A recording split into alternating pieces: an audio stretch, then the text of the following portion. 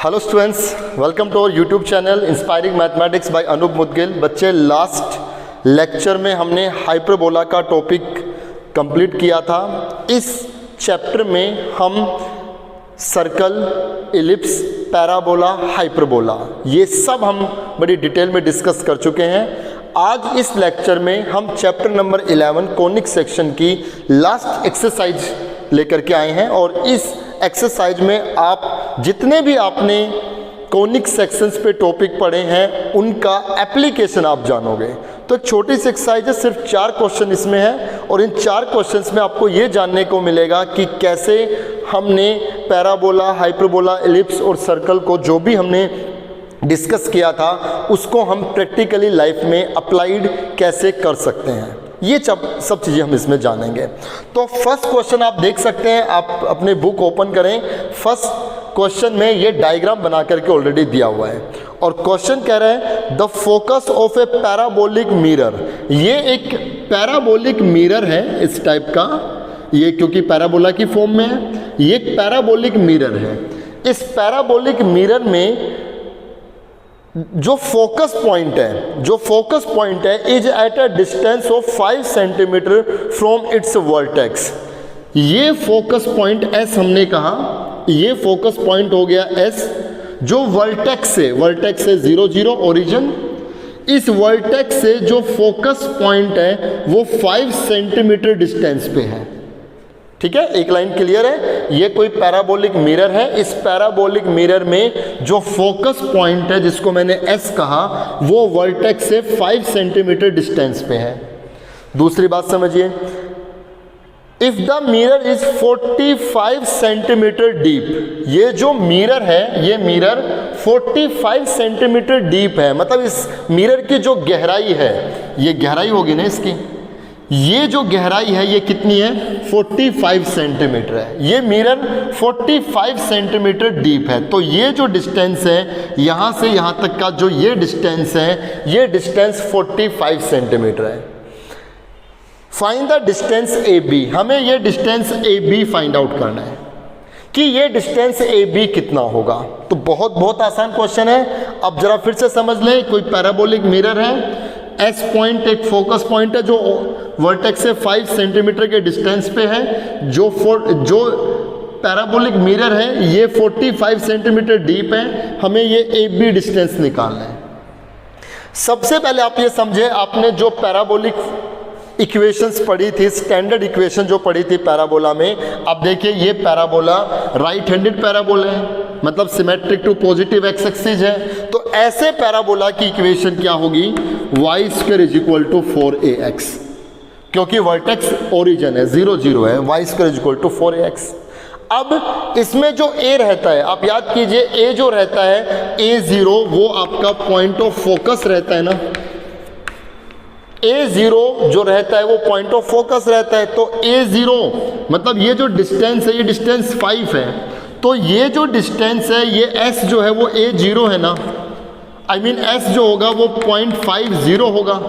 तो जो डिस्टेंस है ये a, यहाँ पे a डिस्टेंस कितना है 5, a की जगह हम यहाँ पे 5 रखेंगे। So y² is equal to 4 into 5 into x.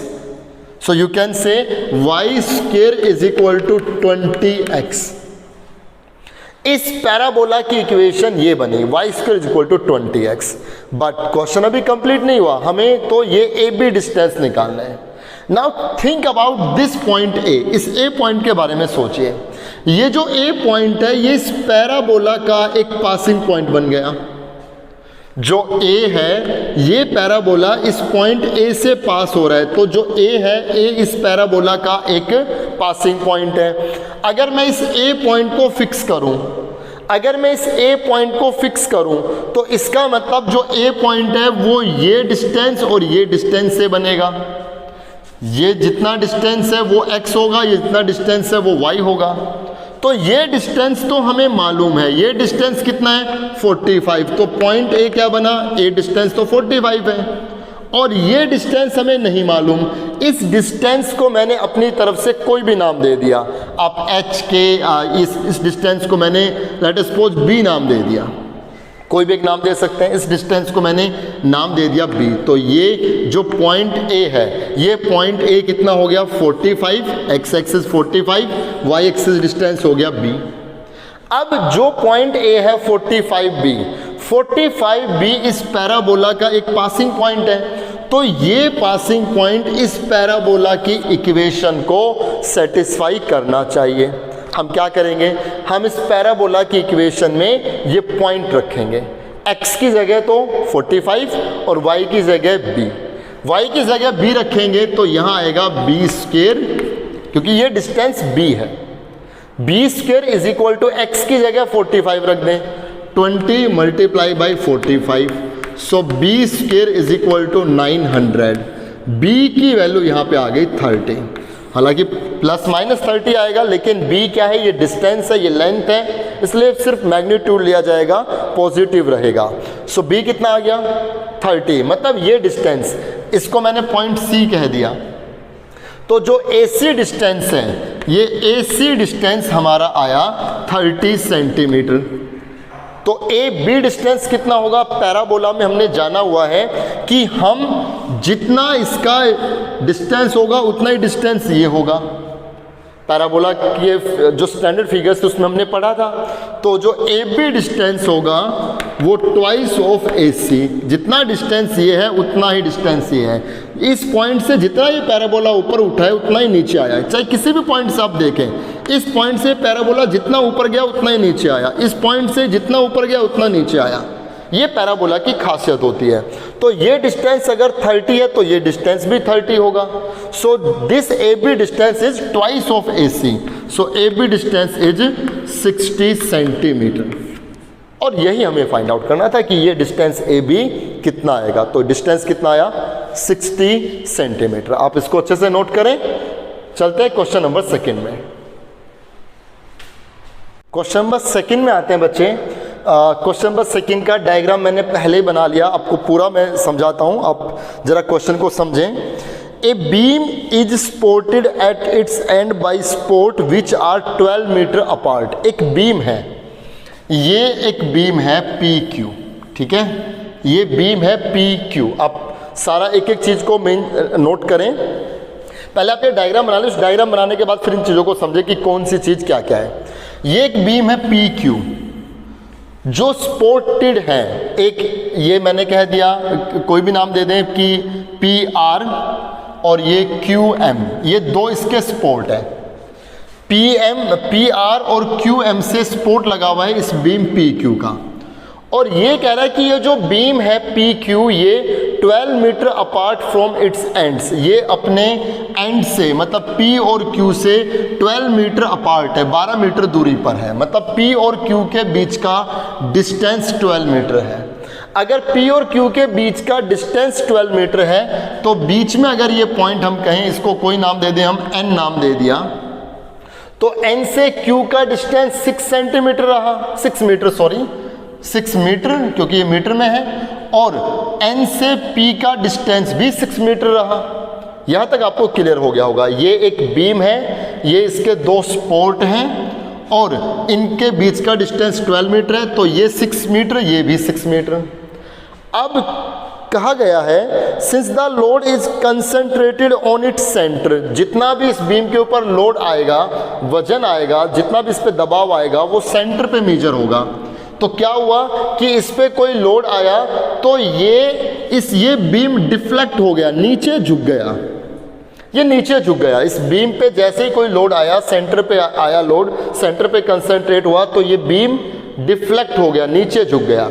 नीचे झुकने पर ये पैराबोलिक फॉर्म में होगा। जो स्ट्रेट था, ये जब ये नीचे झुका तो ये ऐसे ऐसे ये खिंचेगा तो ये पैराबोला की फॉर्म में बन गया। ठीक है, ये बीम पैराबोला की फॉर्म में आ गया।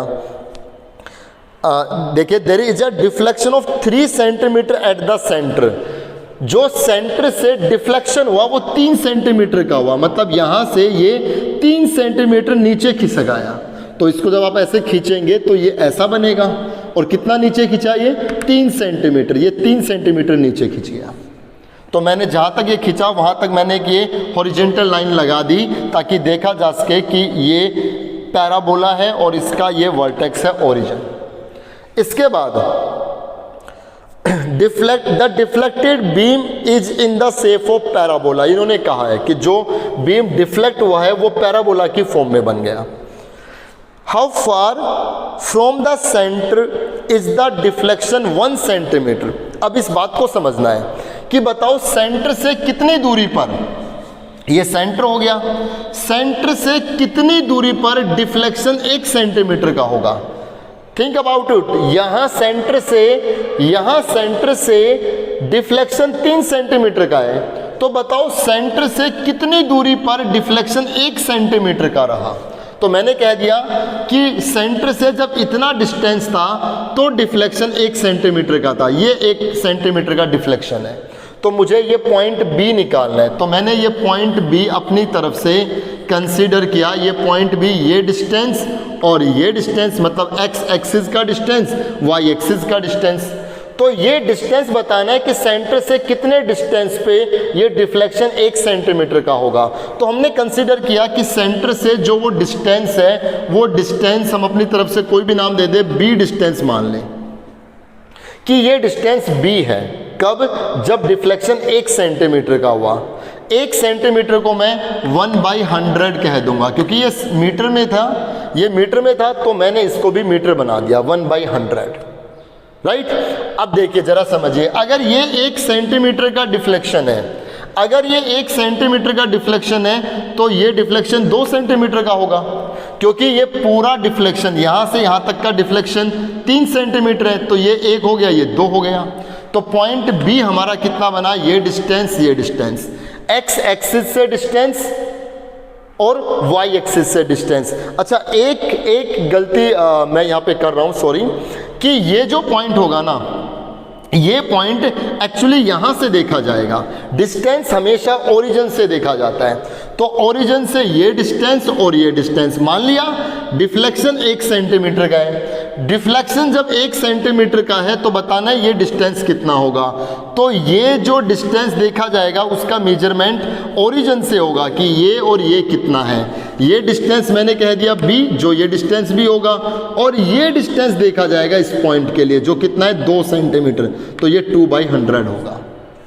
आई होप आपको समझ में आया होगा। डिफ्लेक्शन तो 1 सेंटीमीटर का देखना है कि 1 सेंटीमीटर के डिफ्लेक्शन पे ये पॉइंट क्या रहेगा, ये पॉइंट क्या रहेगा, तो मतलब ये डिस्टेंस कितना रहेगा। तो ये डिस्टेंस b है और ये डिस्टेंस 2 है, तो ये पॉइंट b और 2/100 होगा। अब देखिए इस पैराबोला पे अगर मैं इस पॉइंट को जज करूं, पॉइंट Q मैंने कह दिया, तो ये पॉइंट कैसे होगा, ये डिस्टेंस और ये डिस्टेंस। तो x एक्सिस पे ये डिस्टेंस, ओरिजिन से ये डिस्टेंस कितना है 6 मीटर, क्योंकि ये टोटल 12 था, तो यहाँ से यहाँ तक 6 मीटर है, तो ये हो गया 6 और ये हो गया 3, तो 6 3/100। ये डिस्टेंस हो गया 6, x एक्सिस का डिस्टेंस 6 और y एक्सिस का डिस्टेंस 3 सेंटीमीटर। अगर ये मीटर में है तो इस 3 सेंटीमीटर को मीटर बनाएंगे, 3/100 मीटर हो गया। अब जो ये आप पैराबोला देख रहे हैं, ये इस पैराबोला की इक्वेशन x² = 4ay टाइप में होगा। Upward parabola symmetric to positive y axis, x² = 4ay। अब इस पैराबोला पे, ये जो आप पैराबोला देख रहे हैं x² = 4ay, इस पैराबोला पे 2 पॉइंट्स हमारे फिक्स हो गए, एक पॉइंट Q और एक पॉइंट B।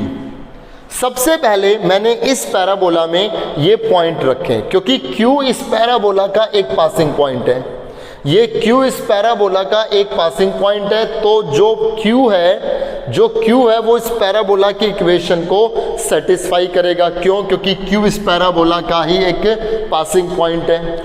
इस पैराबोला की इक्वेशन में ये पॉइंट रख दीजिए, x की जगह 6 रखेंगे तो 6 का स्क्वायर 36, 4a इंटू y की जगह 3/100 रख देंगे, तो यहाँ आ गया ये कैंसिल 9, ये कैंसिल 3, सो a = 300। ये यहाँ मल्टीप्लाई, a की वैल्यू आ गई 300। a की वैल्यू जब 300 हम यहाँ रखेंगे तो इक्वेशन क्या बन गई, x² = a की जगह 300 रख दीजिए, ये आ जाएगा 1200y। 1200y। इक्वेशन आ गई X square is equal to 1200y।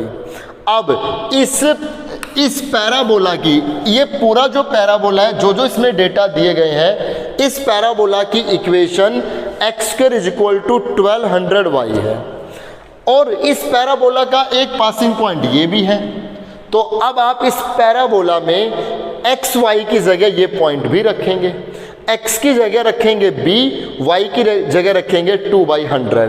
तो यहाँ एक्स स्क्वायर मतलब b square is equal to 1200 into y हो गया 2/100, ये cancel out. So b square is equal to 24, b square is equal to, मैं इसको 4 इंटू 6 कह सकता हूँ, तो b आ जाएगा √4 इंटू 6, b आ गया 2√6। और हमें ये b ही निकालना था, मतलब मुझे ये डिस्टेंस ही निकालना था कि इस सेंटर से कितने डिस्टेंस पे डिफ्लेक्शन 1 सेंटीमीटर होगा। तो जब डिफ्लेक्शन 1 सेंटीमीटर होगा तो ओरिजिन से ये डिस्टेंस कितना होगा।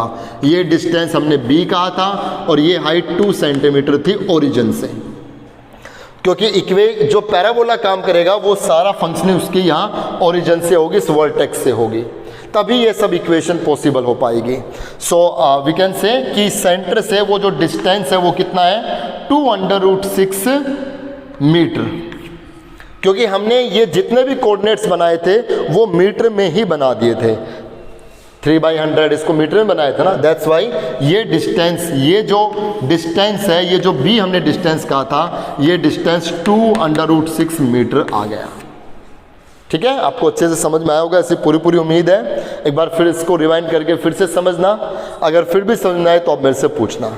चलते हैं क्वेश्चन नंबर 3 में और 4 में। ऐसे बंद कर दिए बड़े।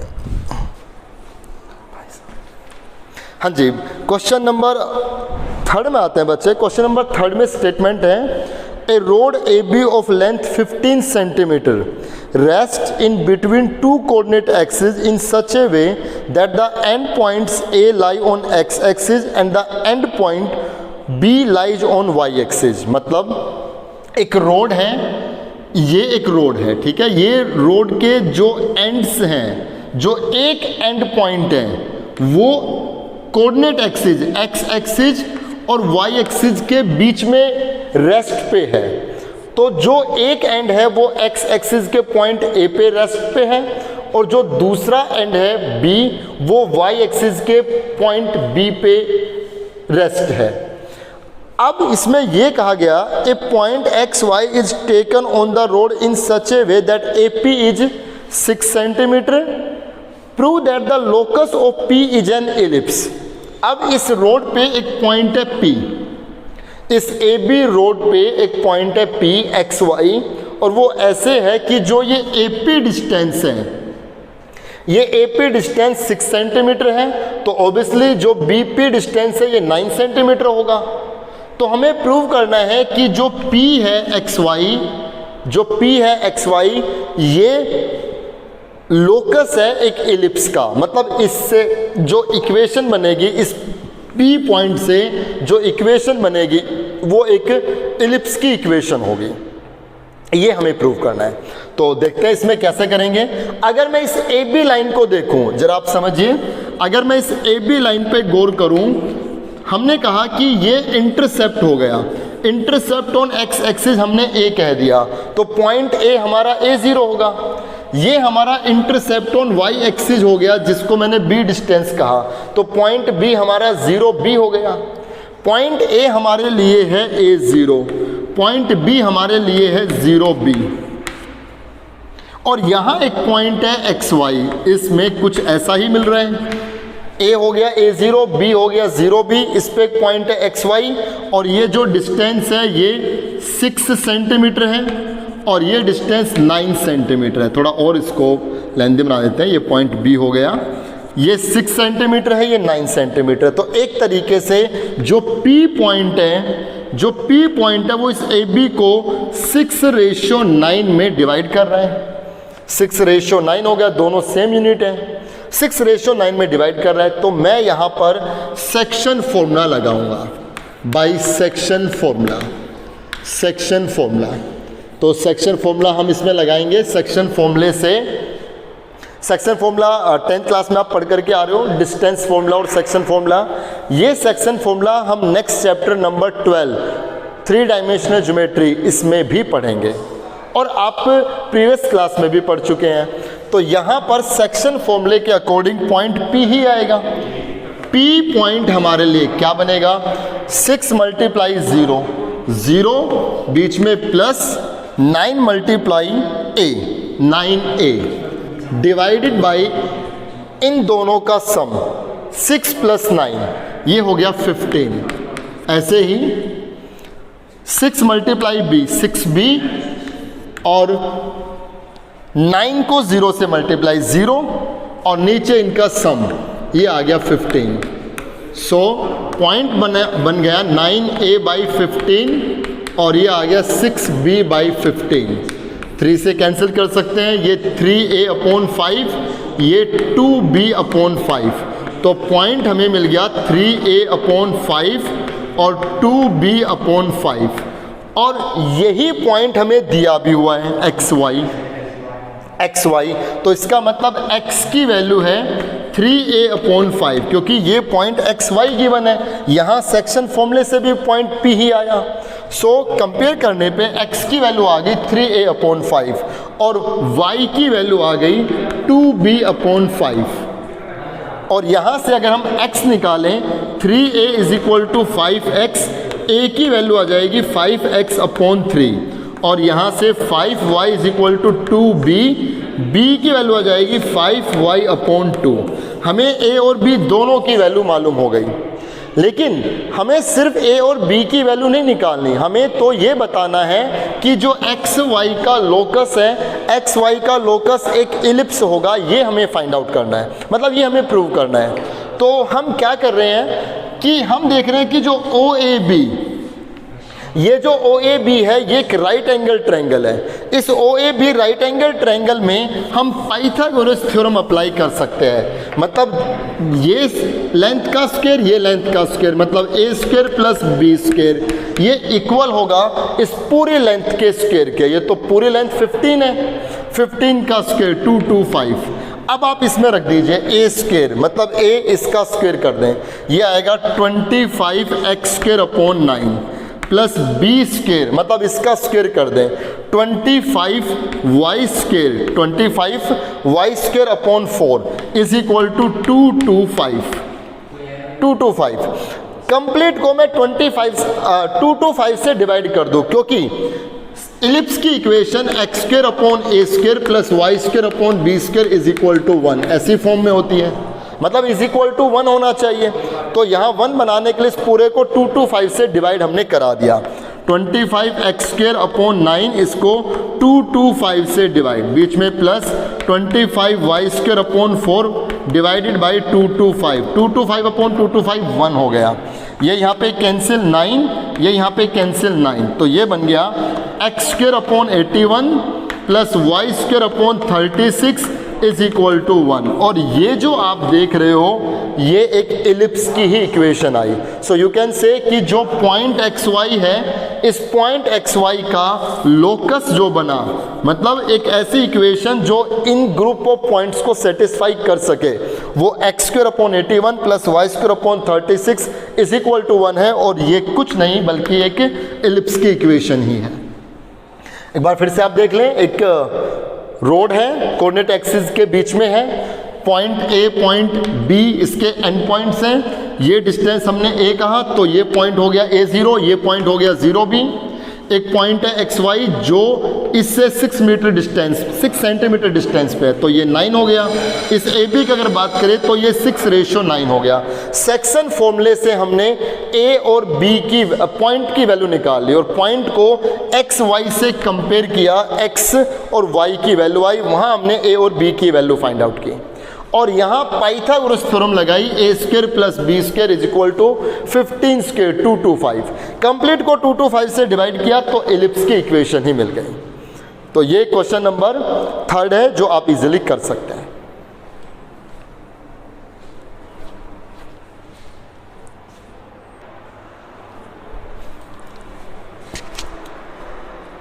क्वेश्चन नंबर 4 बच्चे आप ट्राई करें। क्वेश्चन नंबर 4 जैसा अभी हमने सेकंड क्वेश्चन कराया था जिसमें बिम का कंसेप्ट दिया गया था क्वेश्चन नंबर सेकंड में, बिल्कुल इसी की तरह क्वेश्चन नंबर 4 है। आप एक बार स्टेटमेंट पढ़ें, स्टेटमेंट पढ़ने के बाद आप डायग्राम बनाने की कोशिश करें।